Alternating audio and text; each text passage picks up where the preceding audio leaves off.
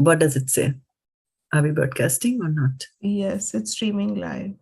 Okay, it says that. Doesn't show up yet on my screen.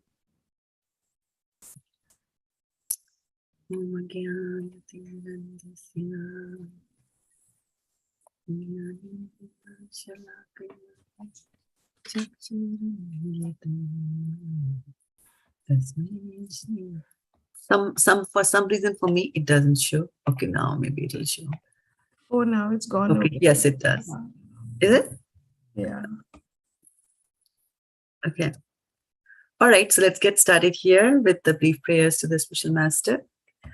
Om Jnana-timirandhasya Jnananjan-shalakaya Chakshurunmilitam Yena Tasmai Shri Gurave Namaha. Okay, welcome dear devotees for joining us here on Facebook as well as on Zoom. And so which verse are we doing today?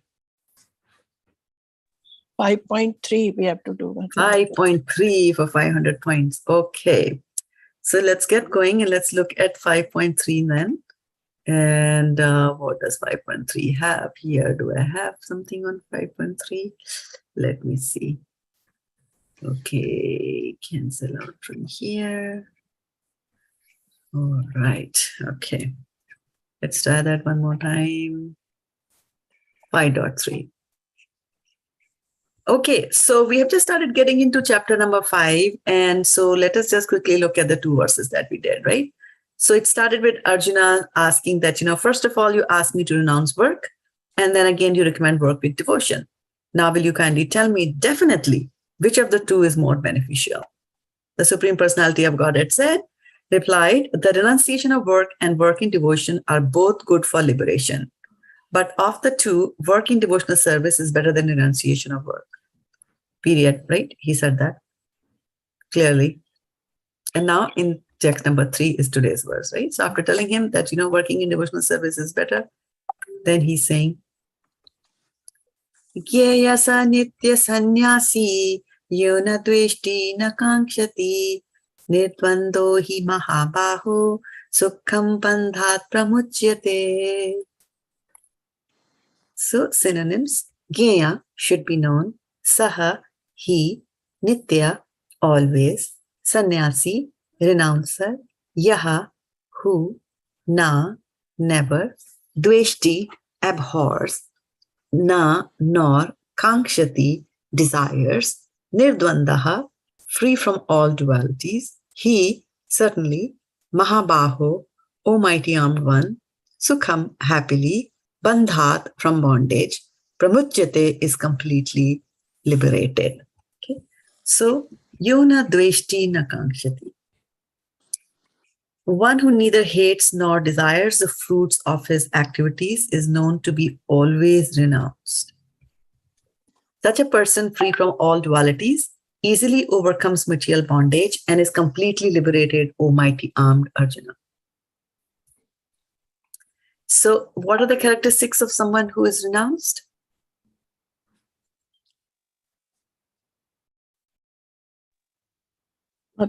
He doesn't hate, nor does he desire. I mean, What? if he gets something, then also he is happy with it, and he doesn't desire also for that. So he lives in God's will, I feel. So he neither hates nor desires what? Go back and look at the verse. The results of his activities. The results of his activities, right? So that's the key part, that most of us, when we are doing any activities, right? So he's talking about karma yoga. He's going to talk about karma yoga, right? And what is karma yoga? Karma yoga is exactly about not being, in connection with the results of our activities. Why? Because we're given all the results to Krishna. Right? In karma yoga. So here he's saying that one who neither hates nor desires the fruits of his activities is known to be always renounced. Always. Right?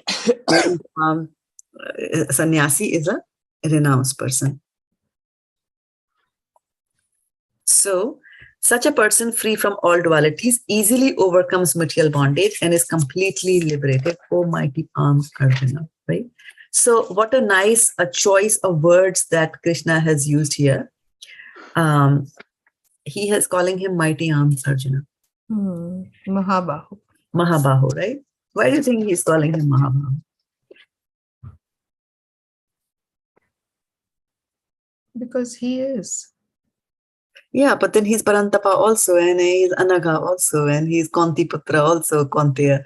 Why does he call him Mahā-bāho here? Dhananjaya. He's so many things, right? Yeah. Why do you think from the translation, where do you think his being strong-handed will be useful when you read the translation? Mataji, in my opinion, you see, he will be able to overcome the dualities without any difficulty, because he has that understanding, that mightiness he has. He can understand the dualities and he will overcome. What does understanding got to do? What does understanding got to do with hands being powerful? Some of the most powerful pahalwans could be most stupid. Right? So what has mighty arm got to do with understanding anything? Right? You could be dubla patla and you can still understand Shastra, right? Like that. So look at the verse again and tell me, where do you think being mighty armed, where will it help you that if you are very strong, if your arms are strong? From whatever is talked about in this verse.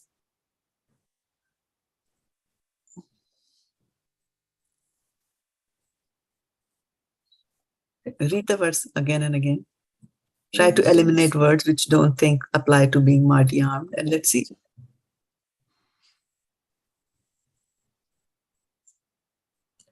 Does mighty armed physically also translate into like being able to be liberated from bondage? No, happily. Mighty armed. The one who is a sannyāsī, Mataji.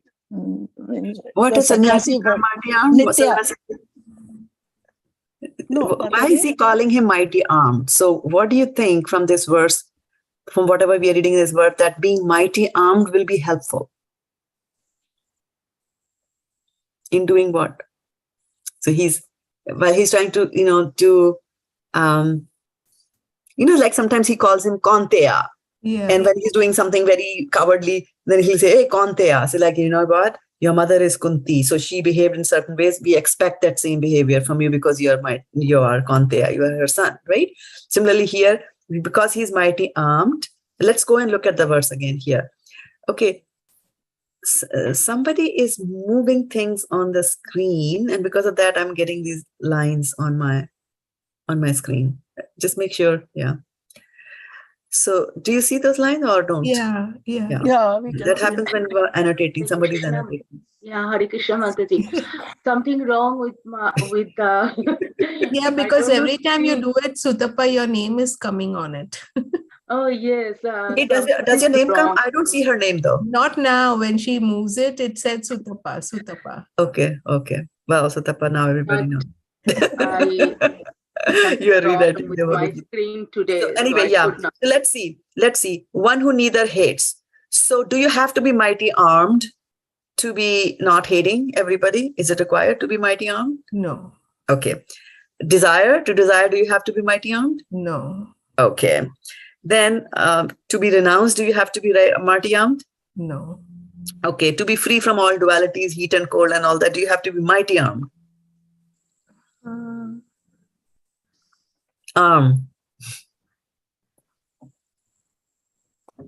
Sometimes very strong people will say, my feet feel so cold. Yeah. I always have to wear socks. So no. The dualities. It's not necessary that they are able to tolerate all the dualities, right? Hunger, like that. So these are all being full and hunger. So mighty armed really is talking about the arms, right? Yeah. Then if somebody ties you up in a bondage, you need arms, mighty armed.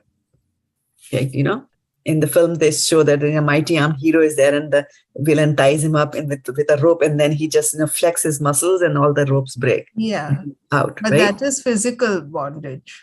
Yeah. Yeah. So he's using the similes there, right? That, you are mighty armed. You are able to do so many things because you are so strong. So you will be able to cut those material bondages that you have there. Like that. So he's choosing that word, mighty armed, over there, right? Mhm. Hmm. So, purport by Srila Prabhupada, one who is fully in Krishna consciousness is always a renouncer. So, you can congratulate yourself. You all are renouncers. Because he feels neither hatred nor desire for the results of his actions. So, Varshana Mataji, what does a Krishna conscious person, one is fully in Krishna consciousness, what does he feel or does not feel?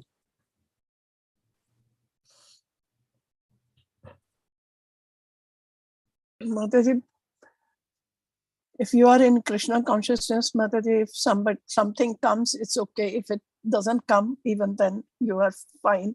So don't cry over the things that I didn't get this. I did so much of work and still I did not find it. So that kind of a feeling starts in your mind that yes, it's okay if you didn't get it. It is God's will. It's God's will. So he doesn't feel hatred. Yeah. He doesn't, short answer, he doesn't feel hatred nor desire for the results of his actions, right? This is what we read just now from the purport, right? So one who is fully in Krishna consciousness, right? Yeah, he's always renounced. Why? Because renouncing means just that, not attached to anything. He feels neither hatred nor desire for the action. Such a renouncer, right? Such a renouncer is what? Such a renouncer is dedicated to the transcendental loving service of the Lord, is fully qualified in knowledge because he knows his constitutional position in his relationship with Krishna. He knows fully well that Krishna is the whole and that he is part and parcel of Krishna. Which verse says in Bhagavad-gita that he is part and parcel of Krishna?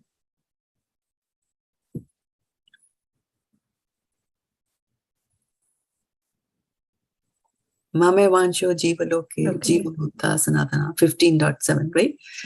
The Krishna is the whole and he's part and parcel of Krishna. Such knowledge is perfect because it is qualitatively and quantitatively correct.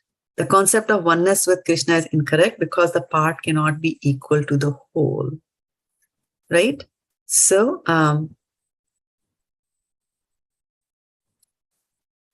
knowledge that one is one in quality, yet different in quantity is correct transcendental knowledge, leading one to become full in himself, having nothing to aspire or to lament over.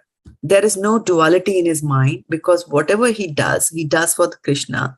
Being thus freed from the platform of dualities, he is liberated even in this material world.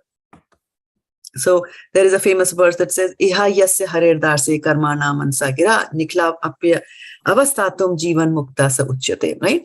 So we have to understand that to get liberation, right? That people are doing tapasya and then I say like finally they had samadhi, they left the body, they were liberated, right?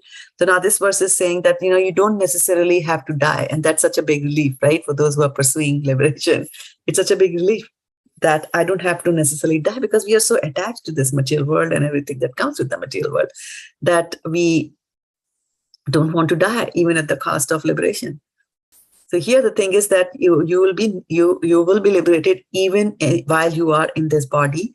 You will be liberated, right? Iha yasa. Iha means here itself, where you are in this particular planet. You will be liberated like that, right? So normally so when you're in this material world, this means that you will be interacting with this material world, right?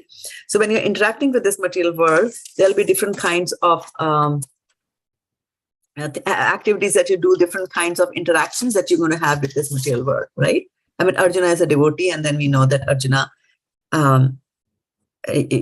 was interacting with the material world. He went to the school, he was an archer, he could shoot and those kind of things. So, he's interacting with the material world. But then, and then in the beginning of the Bhagavad-gita, he's planning to interact with the material world again by engaging in the warfare, blows his conch shell, etc. And then he's chickens out and he says like, how can I kill all those people? And so he's engaging, but he's not engaging his activities in the service of the Lord. So that's why he's very, very confused, right? But when you are not engaged or not focusing on the results, then you are liberated. You are doing things for Krishna, you are liberated. So that sense, Arjuna gets liberated by the end when he says that, okay, I will do whatever you want me to do, and he does it. So So that's the thing in our mind. But quite often, we are taught that, you have to give up this material world. And so there's a nice verse in, I think 6.10 of Bhagavad-gita. It says that. Let me bring up 6.10 of Bhagavad-gita. 6, the Dhyan Yoga. Where Krishna is quoting from, not Krishna, Prabhupada in his Padput is quoting from Bhakti Rasamrita Sindhu, which is nectar of devotion. And let me start sharing that with you here. So in 10 also, 10 is about Dhyan Yoga. He's talking about different kinds of yogis. And of course, at the end of chapter number 6, again, he says that of all the yogis that you have, the one who is trying to connect with me, he's the best. So again, as he's walking through Karma Yoga, Jnana Yoga, Jnana Yoga, Karma Yoga, and Dhyan Yoga, and Bhakti Yoga, like that. So here it says, Anasaktasya Vishayan, Yatharham Upayunjataha nirbandha Krishna sambandhe yuktam vairagyam uchyate prapanchi kataya buddhya hari sambandhi vastunaha mumukshubhi parityago vairagyam falgu katyate. Right? So there is falgu, and then there is yuktam. So he's talking about 2 types of vairagya that you can have. Anasaktasya vishayan yatharham upayunjataha Drive safely, yeah. nirbandha Krishna sambandhe yuktam vairagyam uchyate. So now in the translation, Prabhupada is explaining that when one is not attached to anything, but at the same time accepts everything in relation to Krishna, one is rightly situated above possessiveness. On the other hand, one who rejects everything without knowledge of its relationship to Krishna is not as complete in his renunciation. Bhakti Rasamrita Sindhu 4.2.255 and 256, very, very famous verses, right? So when the renunciation is not complete, it is called Falgu Vairagyam, right? And Yuktam Vairagyam on the top is the real Vairagya. And then Prabhupada continues on to explain that a Krishna conscious person well knows that everything belongs to Krishna, and thus he's always free from feelings of personal possession. As such, he has no hankering for anything on his own personal account. He knows how to accept things in favor of Krishna consciousness and how to reject things unfavorable to Krishna consciousness. He's always aloof from material things because he's always transcendental, and he's always alone, having nothing to do with persons not in Krishna consciousness. Therefore, a person in Krishna consciousness is the perfect yogi. Right? So, of course, he's talking about yoga over here. And so a couple of things to keep in mind. And again, our verse talked about some of the qualities of a renounced person, right? So what were the qualities of a renounced person? From today's verse 5.3. He has no hatred or desire. Desire for the fruits of his activity. Fruits of his activities. Yeah. Right? So then, and then he's free from dualities, right? Yeah. Gain and loss. So then Prabhupada gives us such a nice example of a bank teller, right? A bank teller, he will be counting money throughout, right? He'll be counting money throughout the day, but it really doesn't matter. He doesn't like go to the bank in the morning and say like, oh, I wish 2 lakh gets deposited in the bank. He doesn't care, right? If people come and deposit money or people come and withdraw money, his job is to just count the money properly and give it. That's all his duty. He's not attached to, how much is coming in, how much is going out, right? On the other hand, in a sari retail shop, if there is a salesperson, right? And you have said that, depending on how many saris you sell in a particular day, I will give you a commission, which is a percentage of the sale. Then you are attached very much, right? Then you do care how many customers are coming, how many customers are not coming, because there's I think what's in it for me. So we are always looking for what's in it for me, right? But we do not understand. So why we are trying to say about what's in it for me, for everything, right? What's in it for me? Because we are selfish and we have all these desires. Right. We have all these desires and desires to enjoy the material world, right? So desires to enjoy the material world independent of Krishna, right? We just want to do it for ourselves. Whereas a Krishna conscious person will understand that. So, and that's why the verse from chapter 6 of Bhagavad-gita, 10th verse, was saying that, you have to understand the relationship of things with Krishna. First, of course, you have to understand our relationship with Krishna, that we are his servants, and then understand the relationship of everything with Krishna. So what is everything? Everything's relationship with Krishna. Everything in this world. What is the relationship of everything in the world with Krishna? I'm part and parcel of Krishna. Right. I was expecting Krishna created them, exactly. And which verse is that, Varshana Mataji?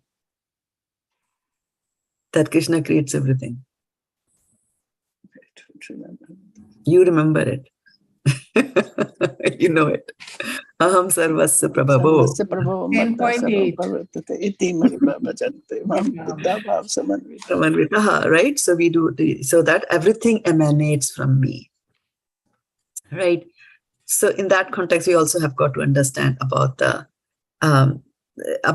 material world. The material world also comes from Krishna. And so when you are doing vairagya, right, there are different kinds of vairagya that you get. Like common vairagya is called smashan vairagya. Smashan vairagya is that, you see somebody dies, close to us dies, there's death. So somebody dies, and then at that time, it's like, what is there in life? What is there in relationship? They're all short-lived. And so you start like, what is it? I want God. I want to chant. Give me a Bhagavad-gita. I'm going to, recite. I'm going to learn verses. I'm going to do this. I'm going to give up meat. I'm going to do this and that. People do that when mother dies, father dies, like that. And then 2 months, 3 months down the line, we are back to square one. So that kind of vairagya is called smashan vairagya. You saw something, or a smashan is not necessarily death, right? When a woman gives birth to a child, at that time she says, this is the last child I'm having. And a year later, they're back there. So smashan vairagya, right? You are in some excruciating situation, either emotional or physical, and you want to give up work. Like, for example, I'll tell you a little secret to you about myself. When I was in 10th, 8th grade, 9th grade, I didn't used to study. My thing was that I would study only 3 days before the exam.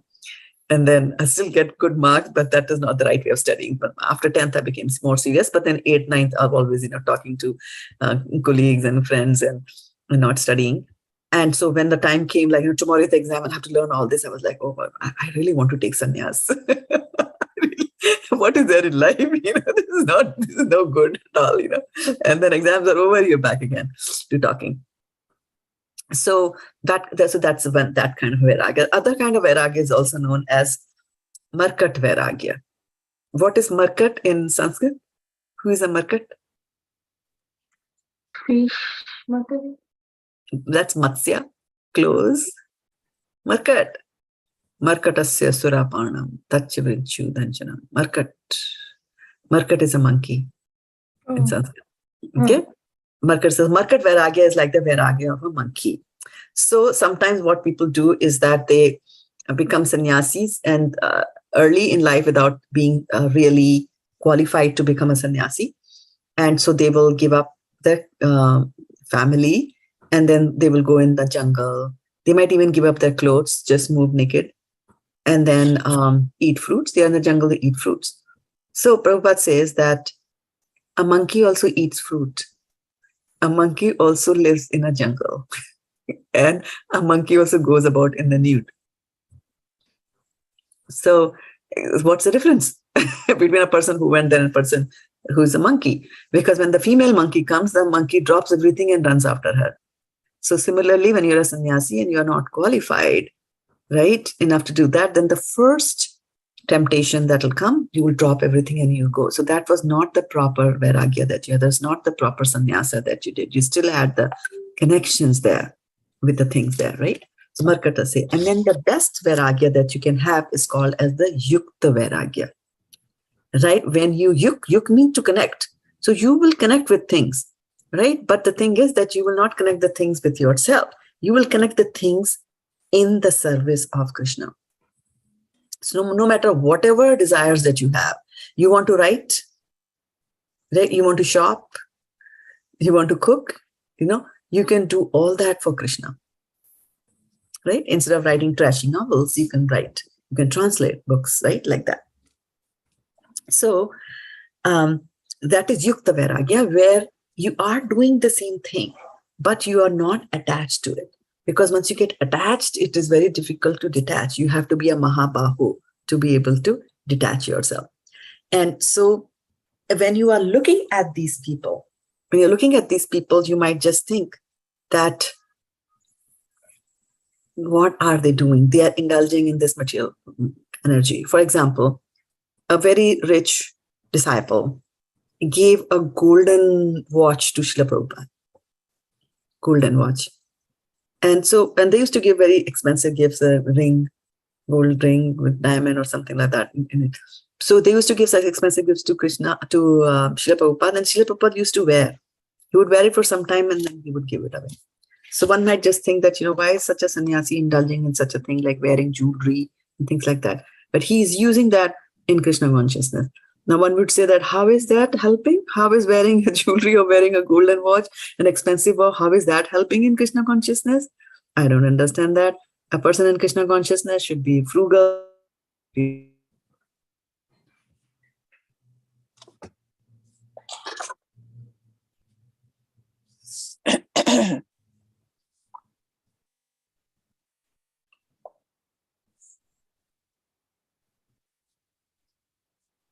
Can you hear me? Now we can. Yes, now we can hear you. You can hear me? Okay. So I was asking you, Varshana Mataji, did you raise your hand? Yes, Mataji, I did raise my hand, but I forgot. Absolutely.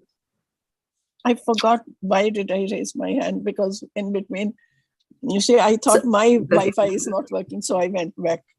Okay. So I was asking that so we were talking about Srila Prabhupada, and so why would somebody wear? Yes, Mataji. Yes, Mataji. Yeah, it is basically to give happiness to the person who has brought it for him, and making him important, that yes, I care for what you have done, but then he renounces, he has no attachment with it. He gives it in Krishna's service. Right. So he gives it in Krishna. And the reason, why does he have to make that person feel important? Because he wants him to come to Krishna consciousness. He's still a very raw Right. Unless you don't add that sentence in your answer, right? Unless you don't add that sentence in your answer, it is not yukta vairagya. If you're doing it to please somebody, then it will be like, oh, so I'm a Swami, I please so many people, I got 60,000 disciples, so that's good. But no, I am pleasing him for the ultimate goal. So the Shreyas, he's looking for the final, eternal, happy, good for that particular person. So he will do that, right? So there are distances, right? And I have talked about different kinds of distances that can be there. One is the physical distance between items, right? And then there is also something known as, like a qualifying distance between things. For example, if you were to calculate the distance between Hyderabad and New York, what is the difference of, I'm a person in Hyderabad, what's my distance from New York? My distance from New York, one way is a geographical distance, 10,000 miles or whatever it is, right? That's the physical distance. The other distance which is there is the qualificatory distance. That, okay, so here's the distance, 10,000 miles, and there is sea in between. So you can't walk all the way to America. So you'll have to get on a ship or you have to get on a plane. And so just buying a ticket to America won't bring you to New York. And why will it not bring you to New York? And the reason for that is that you don't have a visa. Right? So you are not yet qualified to enter there. So in order to reach certain goals, right, these kind of goals, it's not just possible to reach a goal which is separated by a different kind of distance by using the concepts of the first distance. And just to explain that to you, there are heavenly planets, right? The heavenly planets, they are far away. And Ravana tried to build a staircase. He was like, why do you have to do all this jap tap and all that stuff? Right? You just go sit in this, I'll build a staircase for you. You climb the staircase and you reach up. it doesn't happen, right? Why? Because you need to have the qualifications to be able to go there, to reach that place, right? And you know the story of the Shanku, right? Vishwamitra said, okay, if I'm going to use my mystic powers, I'm going to send you to heaven. And then guess what? From there, Indra said, no, you can't come in, you're not qualified. So the Shanku is hanging in the middle of both, right? Like that. So these distances have to be honored. Then the third type of distance is emotional distance, right? Like sometimes they say, na, wo hum bahut kareeb hain unke. We are very close friends. What does close friends mean? Do they live close by? They live next door? No. These days there's hardly any emotions for the neighbor, although they are the closest, right? You have heart-to-heart connection with that person. Right? I remember, when I was young, there was a famous Urdu couplet. Samne, fasle means distance, right? Fasle aise bhi honge, ye kabhi socha na tha. Samne mere wo baitha, aur wo mera na tha. So, I never thought fasle aise bhi honge. So, what he's saying is that, of course, he's referring to the girlfriend who was sitting there and in the same assembly, but that she has no feelings for him. So he's saying the distances are so, I never thought that the distances will be so much that a person is sitting right in front of me, but doesn't have any feelings for me, doesn't belong to me that way emotionally. So because there's an emotional distance. Like, when couples live under the same roof and they don't get along. So they are the closest that they could be sleeping in the same bed, but emotionally miles apart, different planets, like that. So when it comes to this yukta vairagya, so in the yukta vairagya, what happens is that physical distance is there. Physical distance is there, but emotionally the distance is long. So you're working really hard. You're going to get the results, right? But emotionally, you're not attached to the result at all. So physically, you're close. Physically, I'm wearing a watch. Physically, it's very close. It's tied to my hand. How much more close can it get? It's on your skin, right? So physically it is close, but emotionally you are detached with the watch. You don't care. Even if it drops, breaks, gets wet or whatever, right? So similarly, I always say that these poets, when they spout all these kind of poetry, all these poetries can be attached and associated with the Lord also, right? So फासले ऐसे भी होंगे ये कभी सोचा न था सामने मेरे वो बैठा और वो मेरा न था. So you think like that, where is Krishna? How far is Krishna from you? Can't even imagine, can't even see him, but he is very close because we think of him all the time. Okay, but tell me physically, how close is Krishna to us? He is very close. He's sitting in my heart. He's sitting in your heart, right? So he's that close. So fasle aise bhi honge. Translating that, here also look at the distance, and he's so close. He's inside my heart. But where is that connection? Where is that emotional? Emotionally, the distance is so far, that and we need to cover that emotional distance. And there are so many ways in which you will progress towards decreasing that emotional distance. And that will be, Karma Yoga is one of the ways of decreasing that. And say it once again, fasle aise bhi honge. I really liked it when you said that Krishna is sitting inside and we still feel his, we don't even think of him. I'm not connected to him, right? I'm not connected to him. Fasle aise bhi honge, ye kabhi socha na tha, samne mere wo tha, aur wo mera na tha. Yeah, aur main unka na tha. I think that's how we should sing it. We can't possess Krishna. So, so these processes that we have are going to talk about how do we reduce that distance, that emotional distance that we have, right? And become like the teller. So you can engage in material services and be very close to the material nature, but emotionally you're far apart, right? And You can be physically far apart from Krishna. You can be physically far, many, many miles away from Golok Vrindavan, but your mind can always reside there, right? So that's why he said that always put your mind on me. That is how we, decrease the emotional distance that we have from Krishna. Okay, so let's look at, I also wanted to talk a little bit more about the material world, the material energy. And specifically, this particular verse is saying that, right? A person in fully Krishna conscious does not talk about this. But then if we are in Krishna consciousness, what are we supposed to do in our lives, right? So I'll bring up a couple of verses from where should I bring them? Yeah, Srimad Bhagavatam, of course, right? So this is from the second canto of Srimad Bhagavatam, chapter number 8. And can you see questions by King Parikshit? Yes. Okay. Yes. So now first, this is a kind of like a prelude to the other. I really want to focus on chapter 9, but I also wanted to read a little from chapter number 8. And primary reason for that is that as you hear, these are questions by King Parikshit. So when you're talking about these, when you're reading these questions asked by King Parikshit, also, when you're hearing these questions as I read them, also think about, what wonderful questions these are. And it is very, very important. It is very, very important that as we are doing, progressing in devotional service, that we should engage everything. Mansa, Vachana, Gira, right? Your mind, your words, and your body should all be engaged in the service of the Lord, right? So,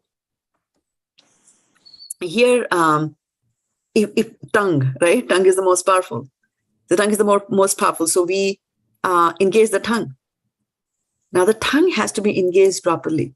Like, for example, if I come and say like, Sukomal Radhe Mataji, it's raining very badly these days.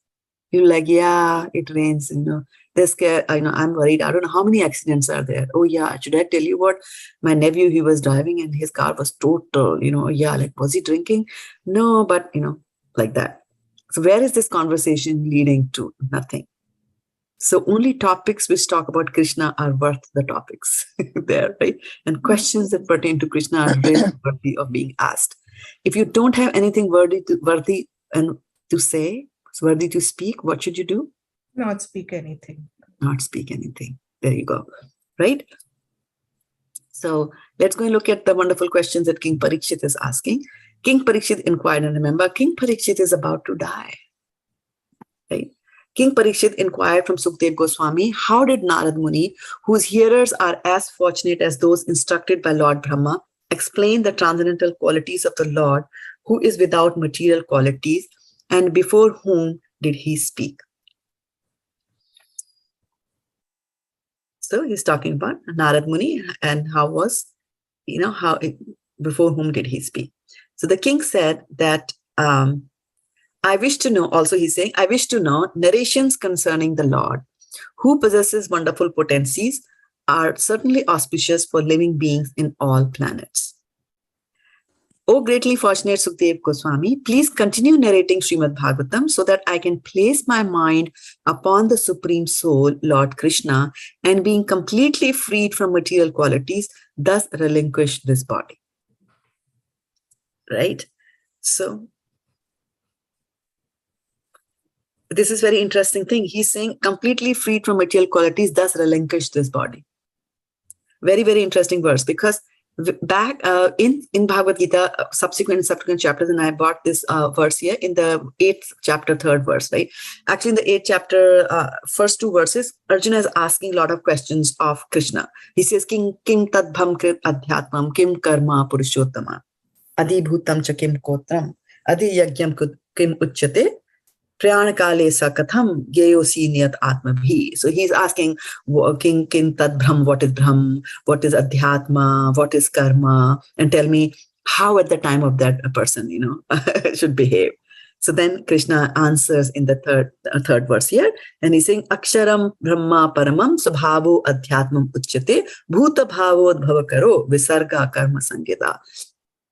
A very interesting explanation he gives, and he says that the indestructible transcendental living entity is called Brahman, And his eternal nature is called Adhyatma, or the self. Action pertaining to the development of the material bodies of the living entities is called karma, or fruitive activities. So this is very important to understand that if we do any fruitive activities, then you are going to develop a future material body. Right? Shine purne marte lokam vishanti. Right? So what we do is, we know that there is some method. So people are smart, and smarter and smartest. So smart people will try to make their life good here. They'll work hard, they'll study hard, and then, do some politics or whatever nonsense they need to do. And then they will raise a place where they earn a lot of money and then get so-called comforts. Sort of, almost, right? And then some figure out that, okay, even after I do all this, then I have to die in the end. And then what's it? Everything is left behind. So what am I doing this for? So this is like, can I not get it for a little longer? Like maybe forever kind of a thing. So then they know, okay, the Vedas are telling us, that Tre Vidyama Soma Paputa Papa. So they know that from the Vedas, there is method by which you can also ensure that by doing certain things in this body, I can ensure that I'm going to get a next body where I can enjoy even more comforts, or at least these comforts that I have.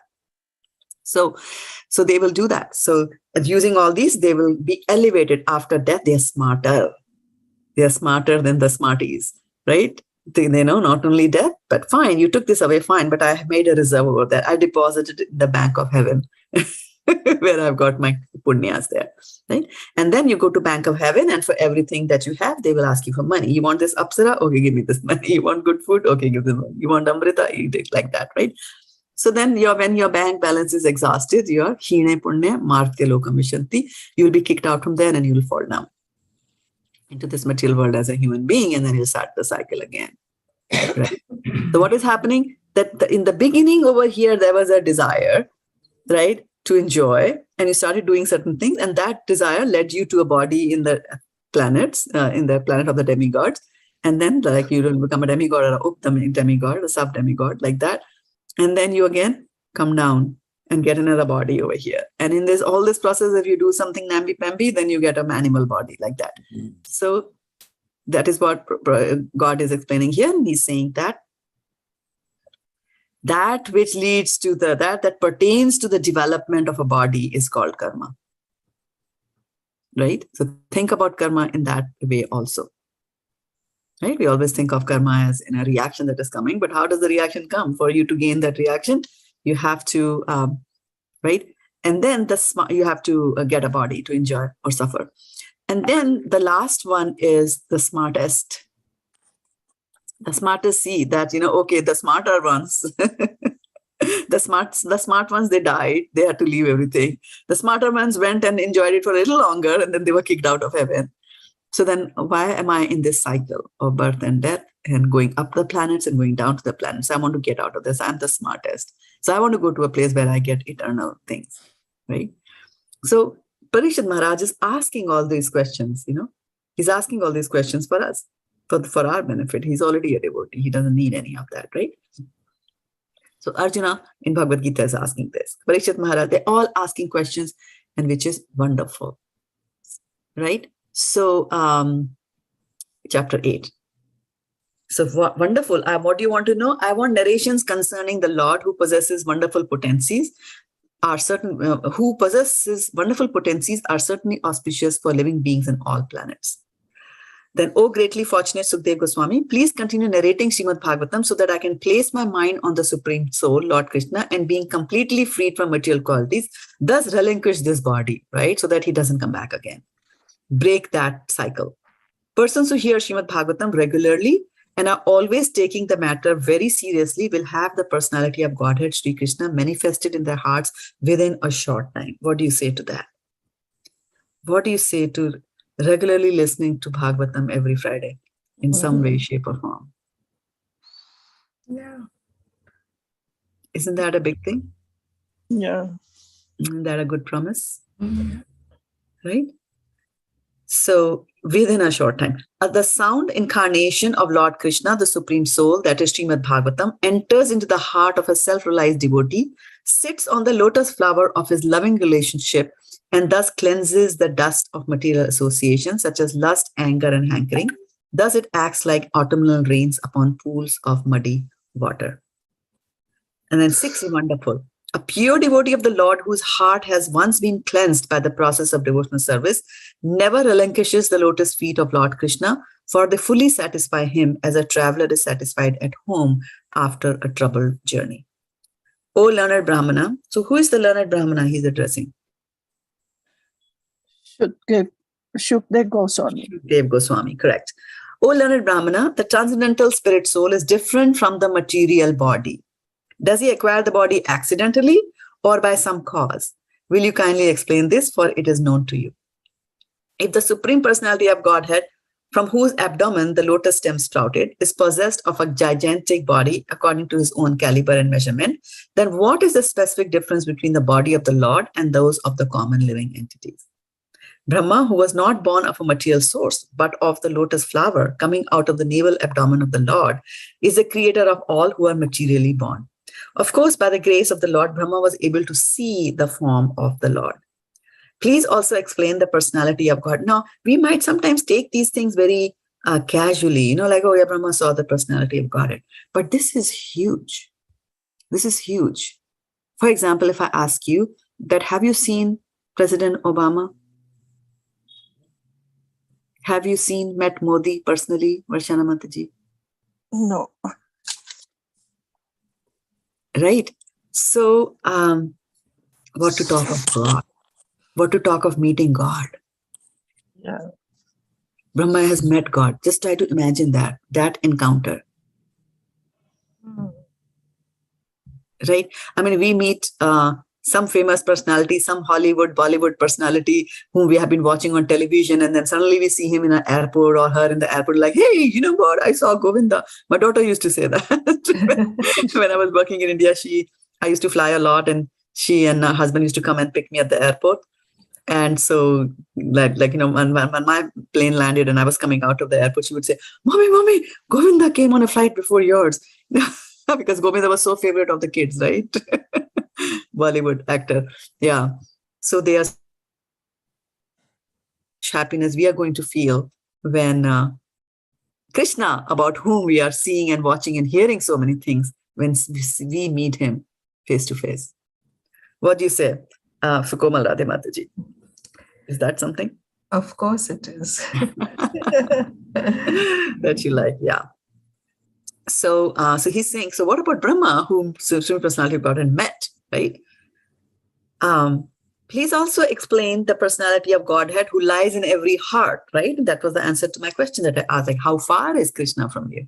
He lies in the heart as a super soul and as the Lord of all energies, but is untouched by his external energy. O learned Brahmana, it was formally explained that all the planets of the universe with their respective governors are situated in different parts of the gigantic body of the Virat Purusha. I have also heard that the different planetary systems are supposed to be in the gigantic body of the Virat Purusha. But what is their actual position? Will you please explain that? Also, please explain the duration of time between creation and annihilation, and that of other subsidiary creations, as well as the nature of time, indicated by the sound of past, present, and future. Also, please explain the duration and measurements of life of the different living beings known as demigods, the human beings, etc., in different planets of the universe. O purest of the Brahmanas, please also explain the cause of the different durations of time, both short and long, as well as the beginning of time following the course of action. Then again, kindly describe how the proportionate accumulation of the reactions resulting from different modes of material nature act upon the desiring living being, promoting or degrading him among the different species of life, beginning from the demigods down to the most insignificant creatures, right? So, Brahmane Brahmite, right? You're doing Brahman of this Brahman, this planet to that planet, this body to that body, from an ant to Indra, like that. O best of the Brahmas, please also describe how the creation of the globes throughout the universe, the four directions of the heaven, the sky, the planets, the stars, the mountains, the rivers, the seas, and the islands, as well as their different kinds of inhabitants takes place. Also, please describe the inner and outer space of the universe by specific divisions, as well as the character and activities of the great souls, and also the characteristics of the different classifications of the castes and orders of social life. Please explain all the different ages in the duration of the creation and also the duration of such ages. Ages is yuga. Also, like Kali Yuga, Satyuga. Also, please tell me about the different activities of the different incarnations of the Lord in different ages.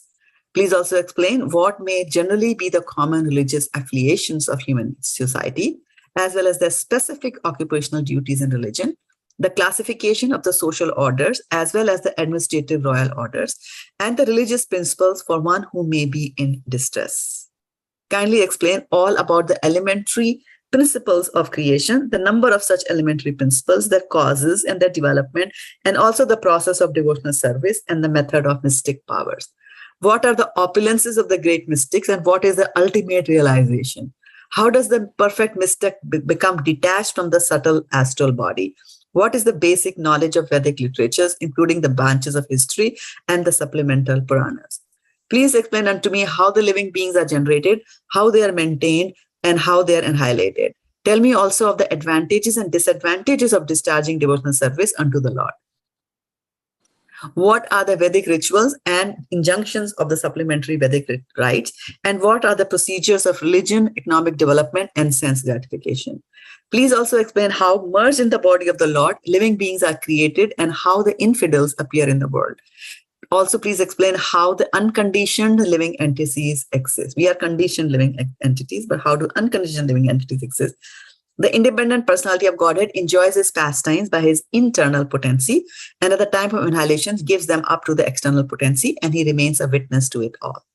O great sage, representative of the Lord, kindly satisfy my inquisitiveness in all that I have inquired from you, and all that I may not have inquired from you from the very beginning of my questionings. Since I am a soul surrendered unto you, please impart full knowledge in this connection. O great sage, you are as good as Brahmana, the original living being. Others follow custom only, as followed by the previous philosophical speculators. O learned Brahmana, because of my drinking the nectar of the message of the infallible personality of Godhead, which is flowing from the ocean of your speeches, I do not feel any sort of exhaustion due to my fasting. Sutta Goswami said, thus Sukdev Goswami, being invited by Maharaj Parikshit, began to speak on the topics of Lord Krishna with the devotees. Was very much pleased. Right? So the teacher is always very much pleased. So we'll stop here and take a few reflections on the questions that he's asking and what do you think about those questions?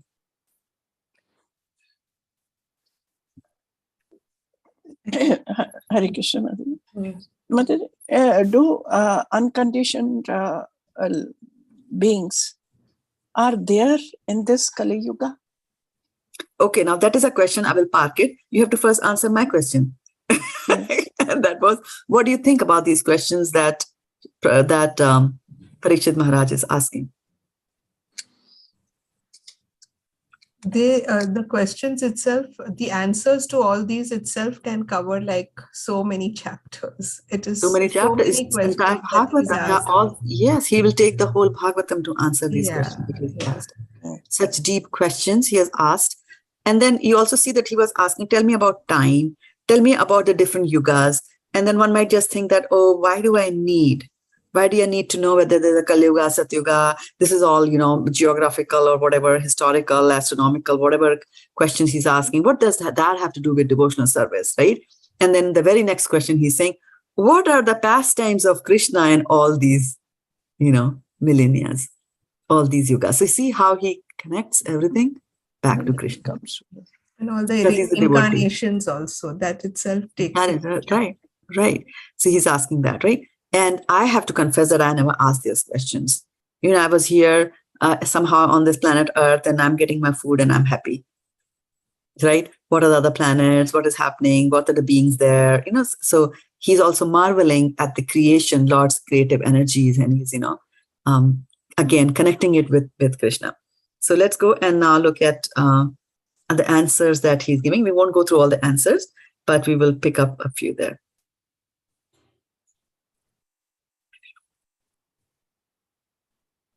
So then text number 8, before we go to the next chapter, is important. Then Sukadeva Goswami is beginning to answer. He began to reply to the inquiries of Maharaj Parikshit by saying that the science of the personality of Godhead was spoken first by the Lord himself to Brahma when he was first born, when Brahma was born. Srimad Bhagavatam is a supplementary Vedic literature, and it is just in pursuance of the Vedas, right? So it is supplementary. So Vedas are there, and then there is Srimad Bhagavatam. So answers. So he's giving him answers to all these questions that he's asked, but he's not giving him answers from his own thing. He's citing the Lord's version of those answers. He's saying the Lord has said this, that, and that.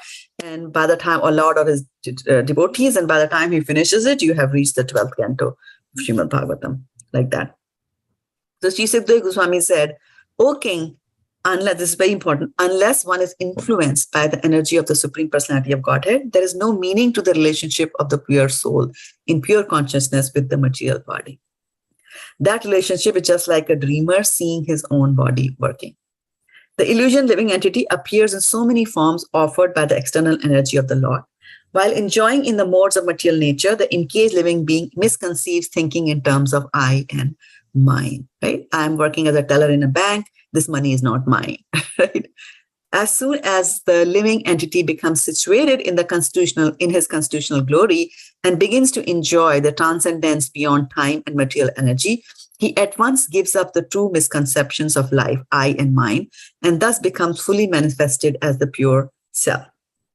O king, the personality of Godhead, being very much pleased. Now look at that beautiful relationship of Krishna. O king, the personality of Godhead, being very much pleased with the Lord Brahma because of his non-deceptive penance in Bhakti Yoga, presented his eternal and transcendental form before Brahma. And that is the objective goal for purifying the conditioned soul. Lord Brahma, the first spiritual master, supreme in the universe, could not trace out the source of his lotus seat when he was born, right? He's sitting in a lotus, suddenly he's born, and he's like, where am I? Who am I? What am I doing here? And while thinking of creating the material world, he could not understand the proper direction for such creative work, nor could he find out the process for such creation. While thus engaged in thinking in the water, Brahmaji heard twice from nearby 2 syllables joined together. One of the syllables was taken from the 16th and other from the 21st of the Sparsh alphabet. Right? Both joined to become the wealth of the renounced order of life. So what is this 16th and 21st, right, of the alphabet, right? So let's look at the Sanskrit alphabet. Here, for those of you who can read, you'll be able to appreciate it a lot. 16th is Ka. Yeah. So you're reading, counting it from the top, right? So but he has also said sparsh, so, right? The sparsh letters. So the sparsh letters are actually the consonants. Because when you're speaking the consonants, your tongue will touch either the top or the teeth, or your lips will touch. So there is some sparsh. Sparsh means to touch, right? So you will start from Ka. So now count from Ka and give me the 16th. The, right? Okay. So the one was 16th and the other one was 21st. So what is 21st? Pa.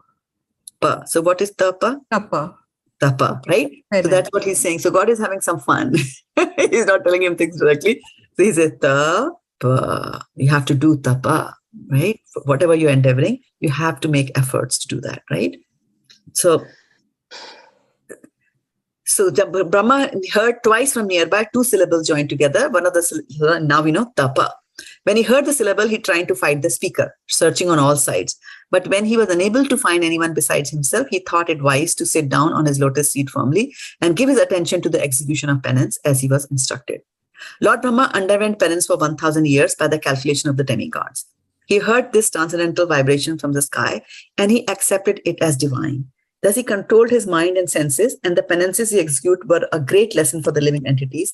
Thus he is known as the greatest of all the ascetics. The personality of Godhead, being thus very much satisfied with the penance of the Lord Brahma, was pleased to manifest his personal abode, Vaikuntha, the supreme planet above all others. He showed the Vaikuntha planets to Brahma. This transcendental abode of the Lord is adorned by all self-realized persons freed from all kinds of miseries and fear of illusory existence. Right? So, Varshana Mataji, your question that are there unconditioned living entities? Do they live in Kali Yuga? So, the concept of Kali Yuga, Satyuga, all that concept is us here in this material world where everything is conditioned. Right from Yasta Indra Gopam Mathavendra Aho Sakarma, right from the tiny insect called Indragopa all the way up to Indra or all the way up to Brahma, we are all, conditioned soul. We are conditioned by this material world. However, beyond this, there is Tripad Vibhuti. 3/4 of Lord's creation are beyond this. This is only 1/4 of Lord's creation, the material world. Other 3/4 is all full of self-realized people. They are not conditioned living entities.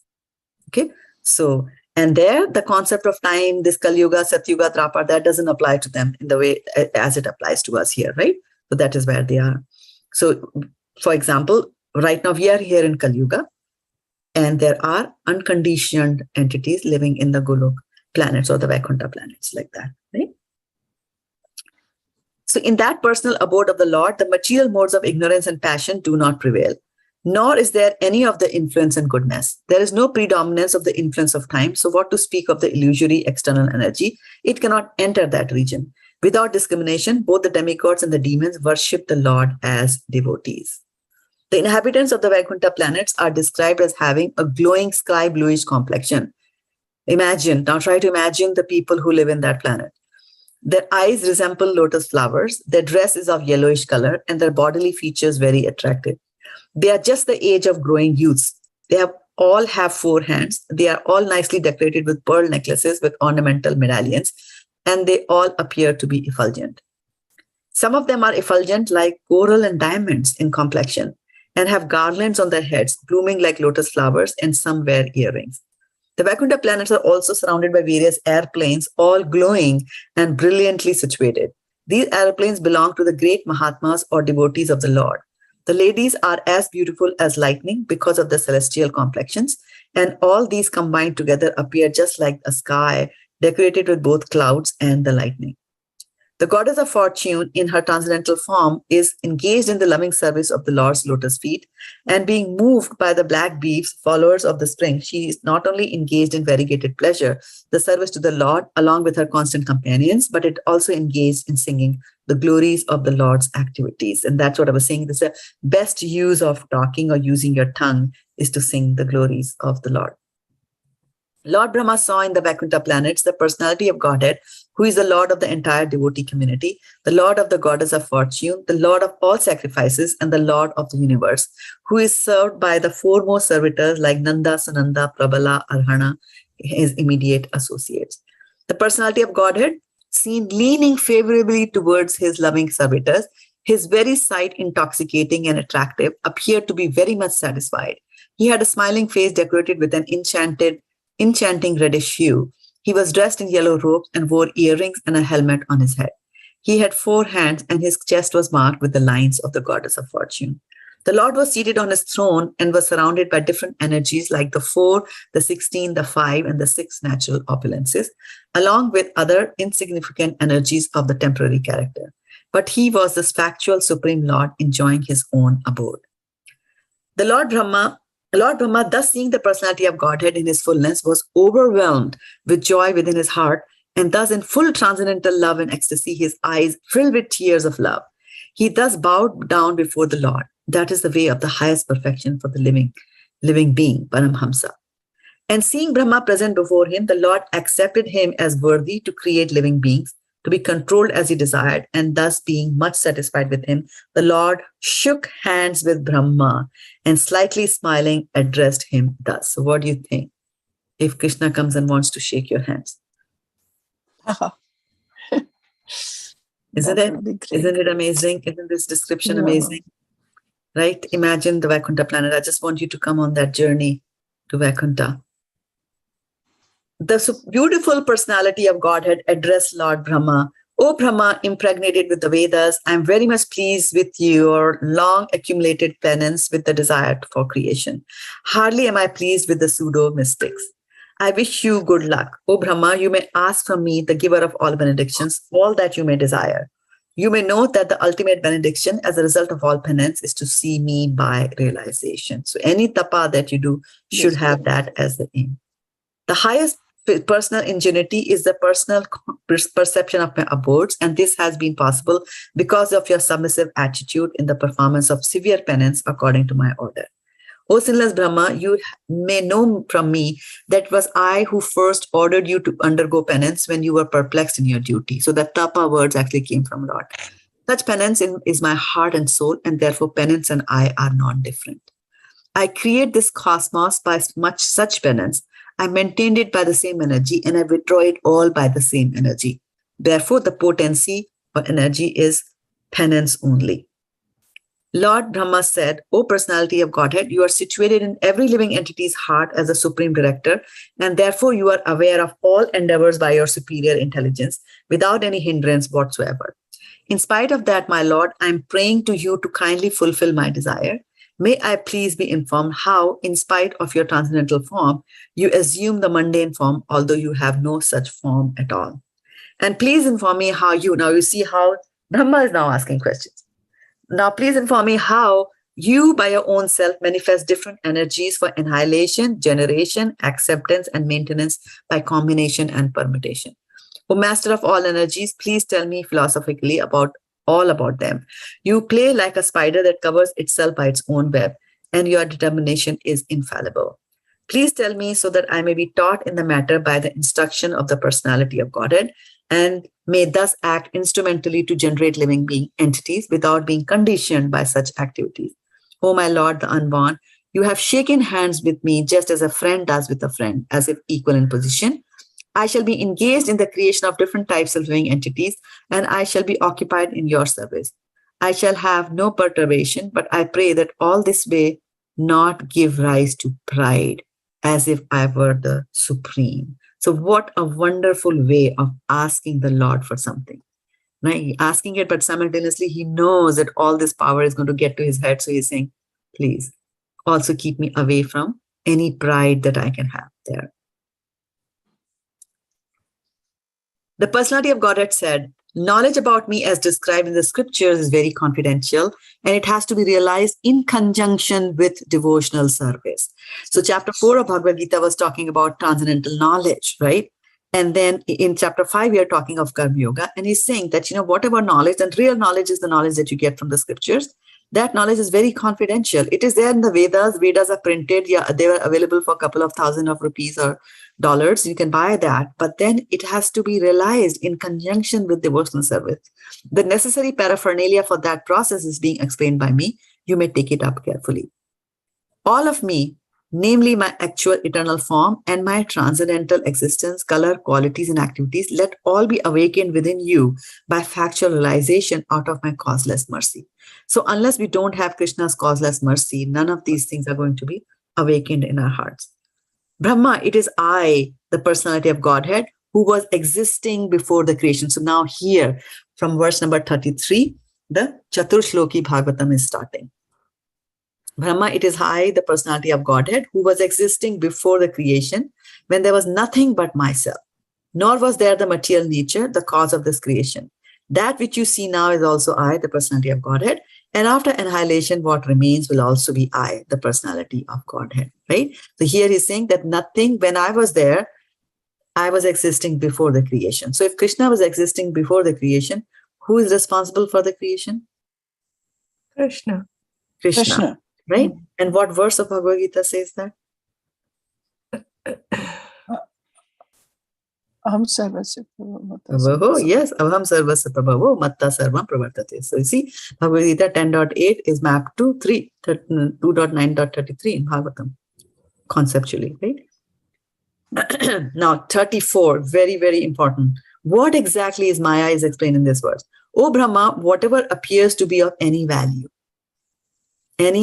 beautiful dress, beautiful jewelry, beautiful food, if it is without relation to me, has no reality. Reality means Maya, not this. Know it as my illusory energy, that reflection that appears to be in darkness. O Brahma, please know that the universal elements enter into the cosmos. That was the second verse from the Chaturshloki Bhagavatam. Now going to the third one. O Brahma, please know that the universal elements enter into the cosmos and at the same time do not enter into the cosmos.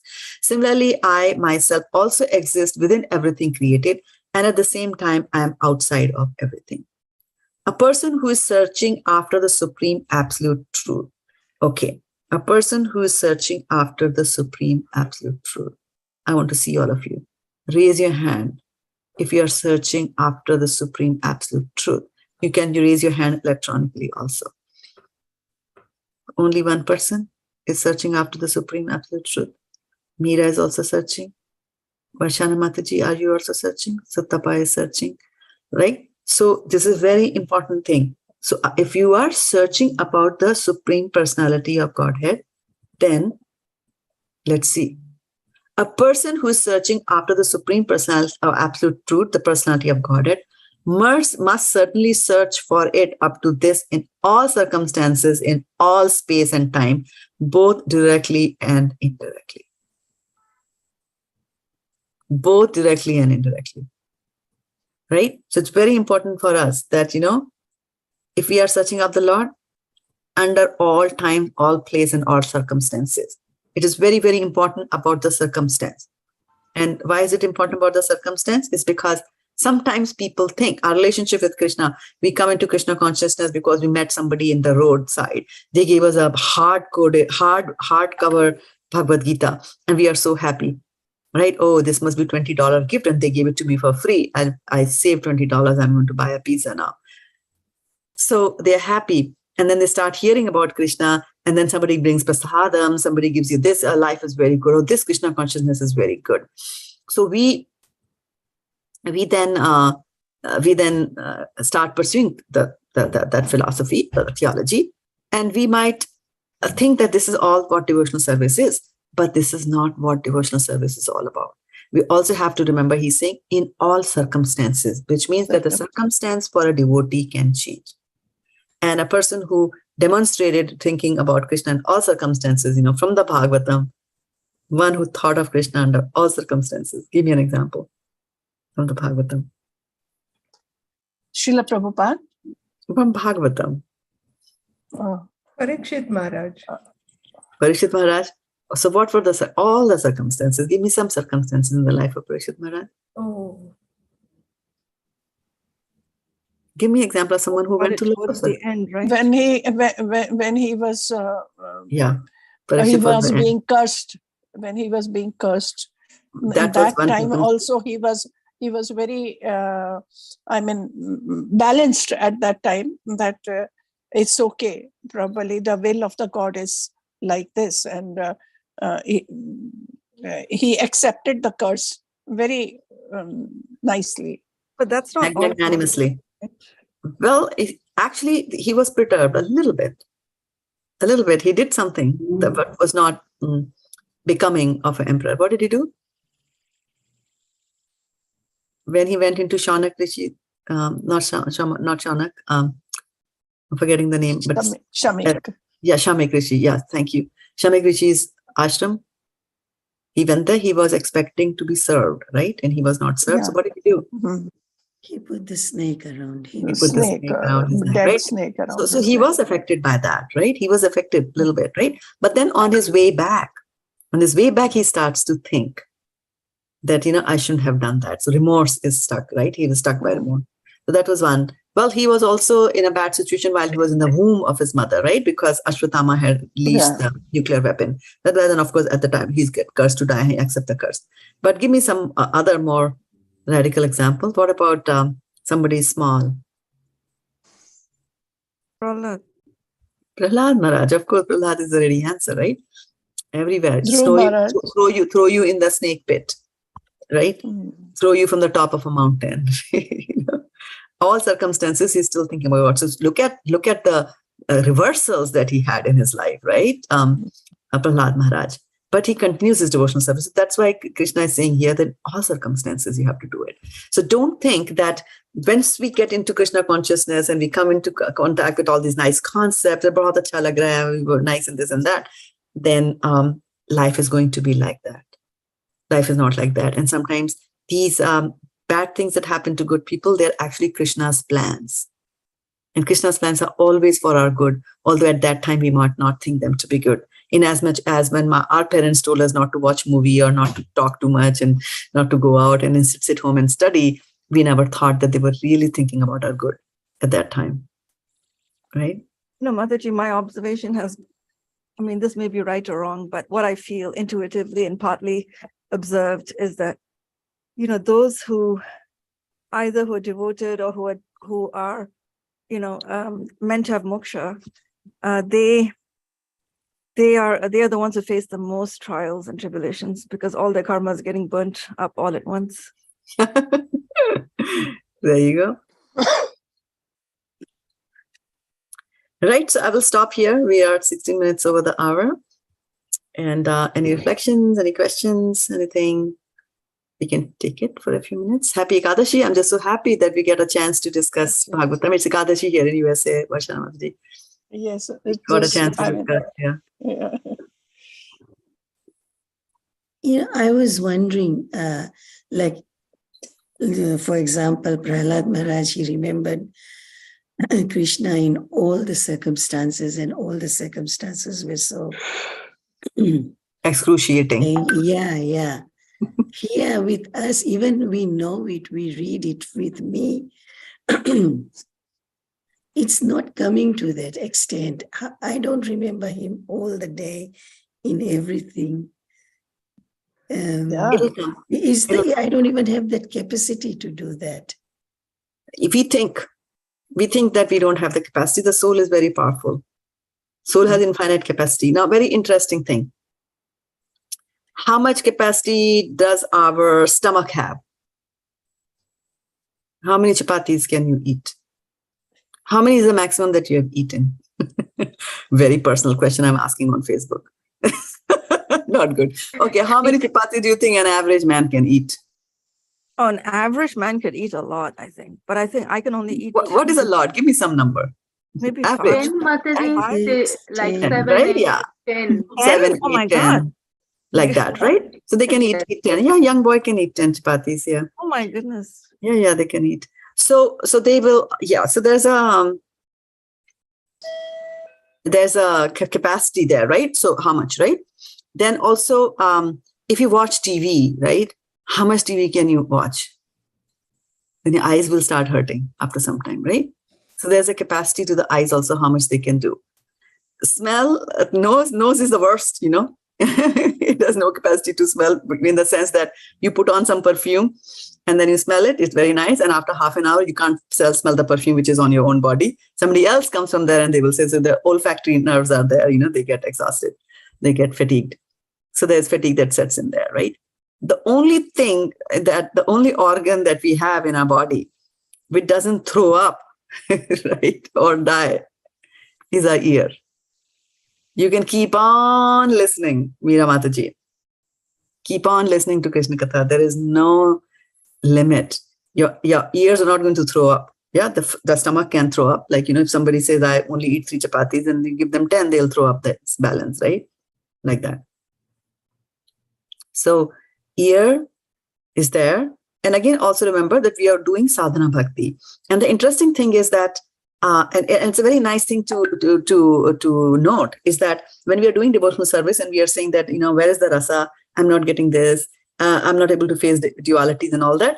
Going back to the verse from today, we are actually focusing on the results. Just do bhakti for the sake of bhakti. Whether we got knowledge or not, whether the bad things in life went away or not, whether I could memorize the shlokas or not, doesn't matter. I'm just doing devotional service for the Lord. Like that, and then all the other things come by themselves. And so once you get away and once you detach yourself or increase your emotional distance from the goal, which is there, right?